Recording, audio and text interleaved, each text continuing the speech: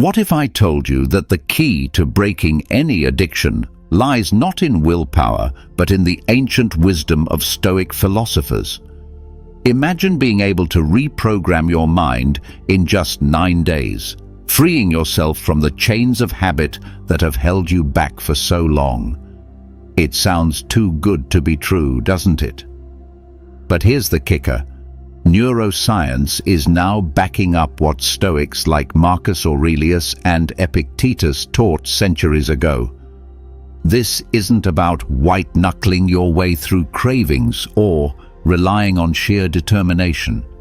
It's about understanding the intricate workings of your mind and leveraging that knowledge to your advantage. Whether you're battling substance abuse, struggling with social media addiction, or fighting any other compulsive behavior, the principles we're about to explore can revolutionize your approach to breaking free. In the next few minutes, we'll dive deep into a 9-day journey that combines cutting-edge psychology with time-tested Stoic practices. You'll discover how to rewire your neural pathways, cultivate ironclad emotional intelligence, and harness the power of your environment to support your goals. This isn't just another self-help video, it's a roadmap to reclaiming control over your life and becoming the master of your own mind. Are you ready to embark on this transformative adventure? By the way, if you're finding value in this content, don't forget to hit that like button, drop a comment below, and subscribe to the channel for more Stoic wisdom applied to modern life. Your support helps us reach more people with these powerful ideas. The addiction trap. Understanding your neural pathways. Picture this. You're walking through a dense forest, and with each step, you're creating a path. The more you walk that same route, the clearer and easier to follow it becomes. That's exactly what's happening in your brain when you form a habit, good or bad. Neuroscientists call this process neuroplasticity, the brain's ability to form and reorganize synaptic connections. Every time you engage in a behavior, you're strengthening these neural pathways, making it more likely you'll repeat that behavior in the future. It's like your brain is saying, "Hey, we've done this before, and it was easy. Let's do it again." This is the science behind habit formation, and it's crucial to understand if you want to break free from addiction. But here's where it gets tricky. Addictions aren't just any old habits. They're supercharged pathways in your brain's reward system. When you engage in addictive behavior, your brain releases a flood of dopamine, the feel-good neurotransmitter. It's like your neural pathways are being paved with gold, making them even more attractive to your brain. Over time, your brain starts to crave that dopamine hit more and more, leading to a vicious cycle of addiction. The worst part? Your brain actually starts to rewire itself, reducing the number of dopamine receptors in response to the constant flood. This means you need more and more of the addictive substance or behavior to feel the same level of pleasure. It's a trap, and your own brain is the unwitting architect. But don't despair. Understanding this process is the first step in dismantling it, and that's exactly what we're going to do in the coming days. Stoic wisdom. The power of perception. Enter Epictetus, the ancient Stoic philosopher who dropped a truth bomb that's still rattling our minds today. He introduced the concept of the dichotomy of control, a game changer for anyone grappling with addiction. Here's the gist. There are things in life we can control and things we can't. The kicker? The only thing we truly have control over is our own mind, our thoughts, judgments, and reactions. Everything else? It's outside our sphere of influence. This isn't just some philosophical mumbo-jumbo. It's a powerful tool for breaking the chains of addiction. When you realize that you can't control the existence of addictive substances or the stresses in your life, but you can control how you perceive and respond to them, you've just unlocked a superpower. Now, let's apply this Stoic wisdom to addiction.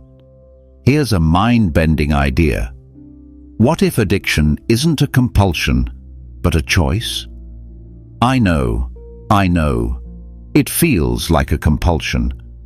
But hear me out. Every time you engage in addictive behavior, you're making a choice. It might not feel like it in the moment, but you are.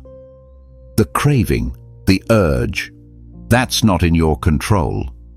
But your response to it, that's all you, baby. This shift in perception is nothing short of revolutionary.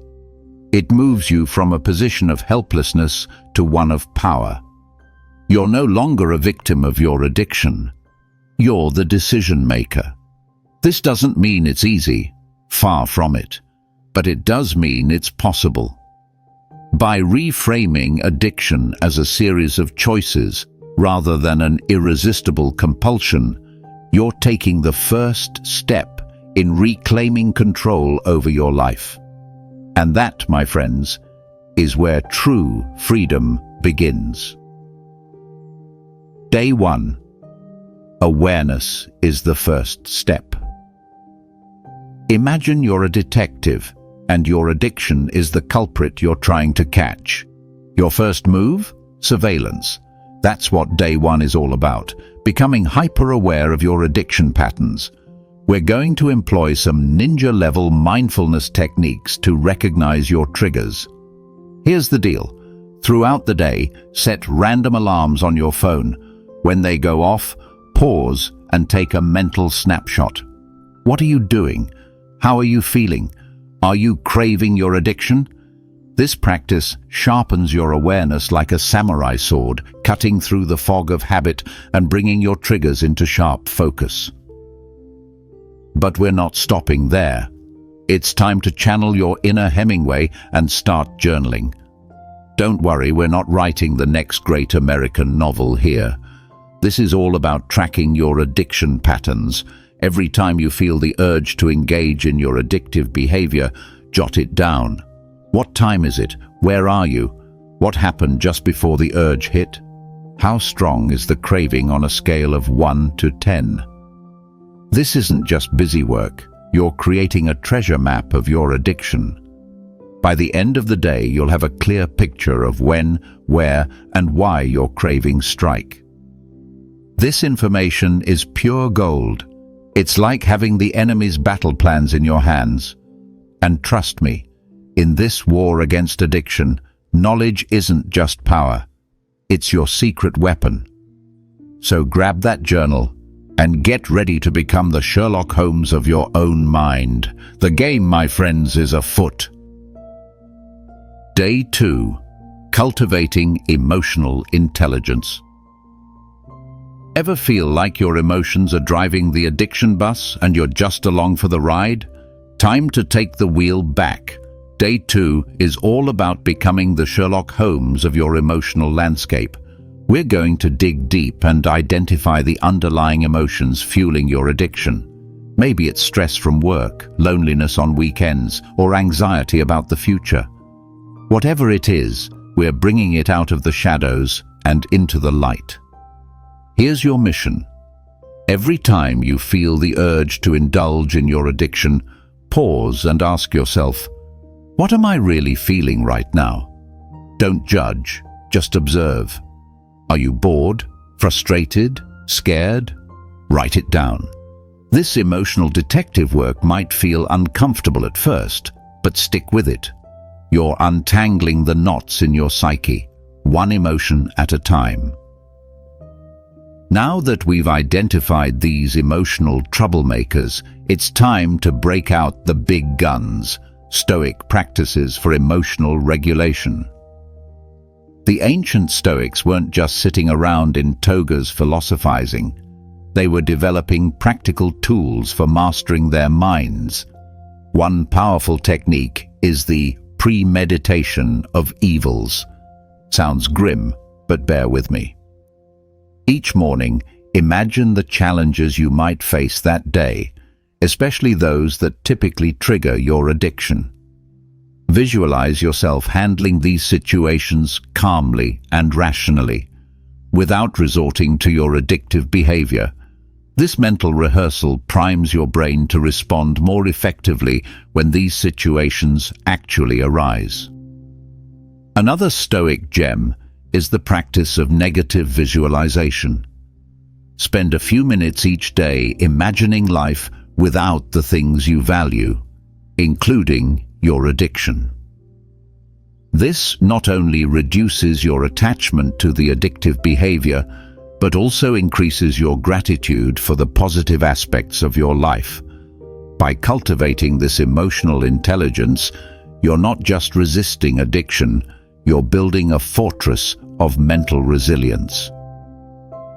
Day 3. The art of delayed gratification. Picture your brain as a muscle.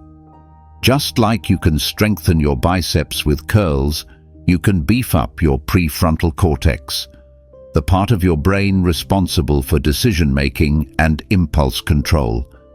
Today, we're hitting the mental gym. The key exercise: delayed gratification. It's time to channel your inner marshmallow-resisting kid from that famous Stanford experiment. Start small. When you feel the urge for your addiction, don't fight it head-on. Instead, tell yourself, "I'll wait just 5 minutes." Use that time to distract yourself, maybe by doing jumping jacks or reciting the alphabet backward. You're not denying yourself forever, you're just postponing.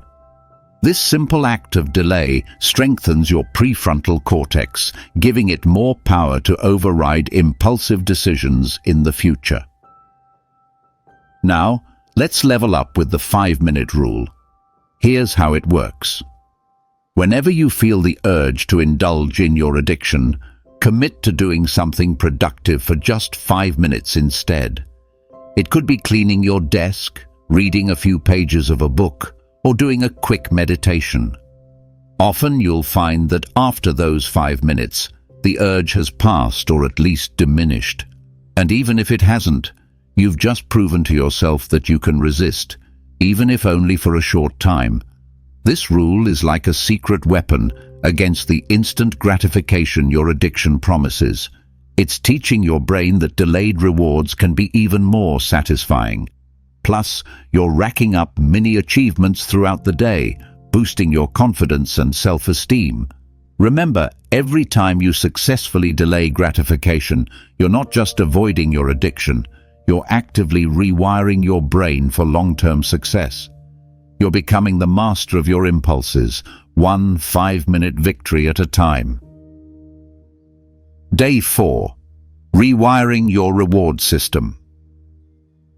Buckle up, because today we're going cold turkey on dopamine. Welcome to the world of dopamine detox. Think of it as a reset button for your brain's reward system.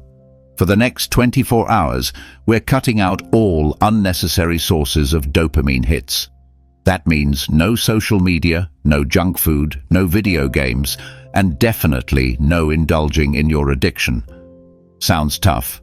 It is, but here's the kicker. This temporary deprivation makes your brain super sensitive to dopamine again. It's like turning up the volume on life's simple pleasures. After your detox, a walk in nature or a good conversation with a friend will feel amazingly rewarding. You're breaking the cycle of needing more and more stimulation to feel good and teaching your brain to appreciate subtler, healthier forms of pleasure. Now, let's talk about finding healthy alternatives for pleasure. Your brain is going to crave that dopamine hit, so we need to be ready with some substitute activities that give you a natural high. Exercise is a great option. It releases endorphins, nature's feel-good chemicals. Maybe try a new, challenging workout that pushes your limits. Creative pursuits like painting, writing, or playing music can also be incredibly rewarding. The key is to choose activities that require focus and skill. These engage your brain fully, leaving less room for addictive thoughts. Volunteering is another powerful alternative. Helping others triggers the release of oxytocin, the bonding hormone, which can create a sense of fulfillment and connection. Remember, we're not just avoiding your addiction. We're actively creating a life so rich and rewarding that the addiction loses its appeal.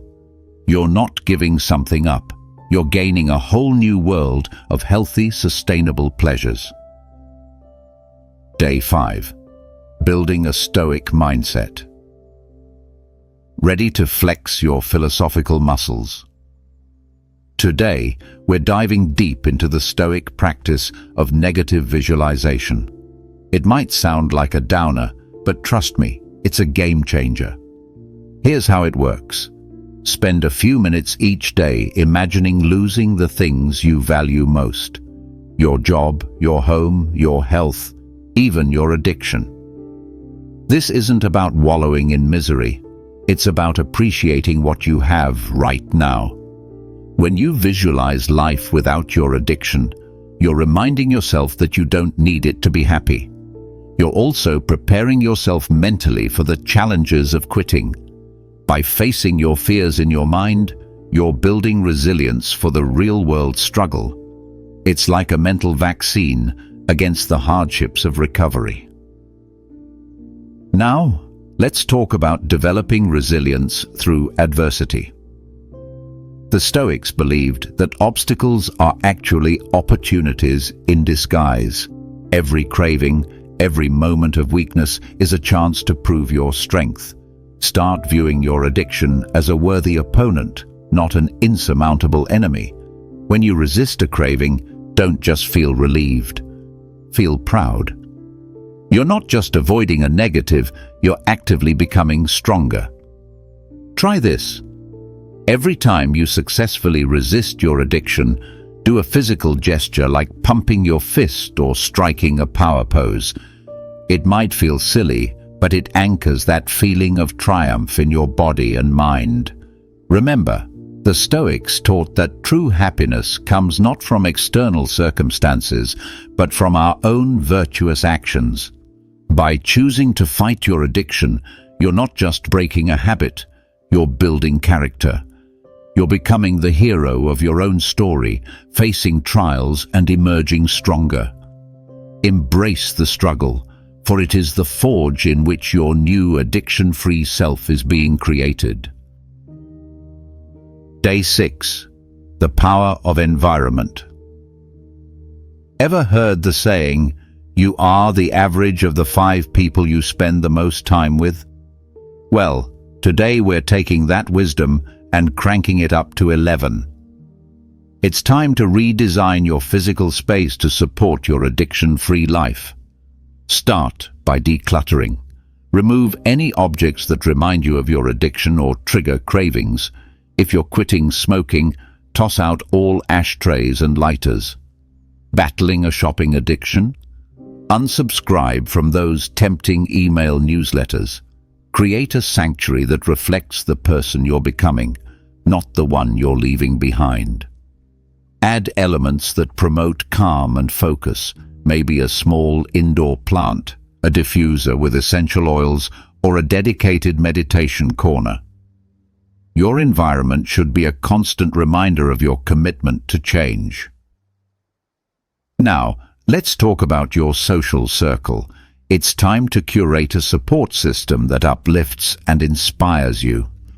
This doesn't mean cutting off all your friends cold turkey, but it does mean being intentional about who you spend time with. Seek out people who embody the qualities you aspire to: discipline, positivity, resilience. Join support groups or online communities focused on breaking addictions. These people will understand your struggle and celebrate your victories, no matter how small. And here's a pro tip. Find an accountability partner. This could be a friend, family member, or someone from a support group. Share your goals with them and check in regularly. Having someone to answer to can be a powerful motivator when willpower alone isn't cutting it. Remember, you're not just changing a habit, you're creating a whole new lifestyle. Your environment, both physical and social, should reflect and support this transformation. By surrounding yourself with positivity and support, you're setting the stage for long-term success in your battle against addiction. Day 7. Harnessing the habit loop. All right, habit hackers, it's time to put on your lab coats and dissect the anatomy of your addiction. We're diving into the habit loop, the invisible force behind your compulsive behaviors. This loop consists of 3 parts: the cue, the routine, and the reward. The cue is the trigger that sets off your craving. Maybe it's stress, boredom, or a certain time of day. The routine is the addictive behavior itself. And the reward? That's the feeling of relief or pleasure you get from indulging. Your mission today is to become a habit detective. Every time you feel the urge to engage in your addiction, pause and identify each part of the loop. What triggered you? What exactly do you want to do? What reward are you seeking? Write it all down. This awareness is your first step in breaking the cycle. Now that you've mapped out your habit loop, it's time for some clever rewiring. We're going to craft new, empowering habits to replace the old, destructive ones. Here's the trick. We're keeping the same cues and rewards, but changing the routine. Let's say stress is your cue, and relaxation is your reward. Instead of reaching for a drink or a cigarette, try a quick meditation or a brisk walk. The key is to find a healthy activity that provides a similar reward to your addiction. It might feel awkward at first, like you're wearing someone else's shoes, but stick with it. Each time you successfully complete this new routine, you're laying down fresh neural pathways. You're teaching your brain that there are better ways to respond to your cues and get your rewards. Remember, you're not just breaking an old habit. You're building a new, improved version of yourself. It's like you're the architect, contractor, and building materials all in one. So grab that blueprint and start constructing your addiction-free future one habit at a time. Day 8. Embracing discomfort. Brace yourself, because today we're diving headfirst into discomfort. Welcome to the Stoic practice of voluntary hardship. It's time to purposely seek out challenging situations to build your mental toughness. Start small. Take a cold shower, skip a meal, or sleep on the floor for a night. These might sound like bizarre self-torture techniques, but hear me out. By voluntarily embracing discomfort, you're training your mind to handle adversity. You're proving to yourself that you can endure difficult situations without resorting to your addiction. Each time you push through discomfort, you're flexing your willpower muscle, making it stronger for the battles ahead. Remember, the path to breaking addiction isn't always comfortable, but neither is staying trapped in the cycle of addiction. Now, let's crank up the intensity with some cold therapy. We're talking ice baths, cold showers, or winter swims if you're feeling particularly brave. Why subject yourself to this Arctic torture? Because cold exposure is a powerful tool for building willpower. When you immerse yourself in cold water, every fiber of your being screams to get out. But by staying in, you're teaching your mind to override your immediate impulses. You're strengthening your ability to choose long-term benefits over short-term comfort, a crucial skill in breaking addiction. Plus, cold therapy has been shown to boost mood, reduce inflammation, and improve immune function. It's like a full-body reset button. Start with just 30 seconds of cold water at the end of your shower and gradually increase the duration. Each time you resist the urge to turn up the heat, you're building the mental fortitude to resist your addiction. Remember, discomfort is not your enemy. It's your training ground. Embrace it, learn from it, and watch as it transforms you into a more resilient, addiction-resistant version of yourself. Day 9. Accountability and long-term success. As we reach the final day of our journey, it's time to cement your commitment for the long haul. Today, we're creating your personal mission statement. This isn't some corporate mumbo-jumbo. It's your battle cry against addiction. Start by reflecting on your core values and the person you want to become. What does a life free from addiction look like for you? How will breaking this habit align with your deepest aspirations? Write it down in clear, powerful language. Something like, I choose freedom over temporary pleasure. I am resilient, strong, and committed to living a life of purpose and authenticity. Make it personal, make it powerful, and most importantly, make it yours. This mission statement will be your North Star when the path gets tough. Read it every morning and every night. Let it sink into your bones and become part of your identity. Now, let's talk systems for ongoing growth. Breaking an addiction isn't a one-and-done deal. It's a lifelong journey of self-improvement. Set up daily check-ins with yourself. Use a habit tracking app or a simple journal to record your progress. Celebrate your wins, no matter how small, and learn from your setbacks. Consider joining a support group or finding an accountability partner for the long term. Schedule regular maintenance sessions where you review and refine your strategies. Maybe it's a monthly reflection day or a quarterly personal retreat. The key is to stay proactive and vigilant. Remember, you're not just avoiding a bad habit, you're actively building a better life. Set new goals that excite you and push you forward. Learn new skills, cultivate meaningful relationships, pursue passions you've been putting off. By continually growing and evolving, you're not just leaving your addiction behind, you're sprinting towards a future so bright, your old habits can't even cast a shadow. And there you have it, your 9-day roadmap to breaking any addiction. If you've made it this far, type freedom in the comments. New to the channel? Hit that subscribe button for more life-changing Stoic wisdom. Remember, every day is a chance to reshape your mind. Until next time, stay strong.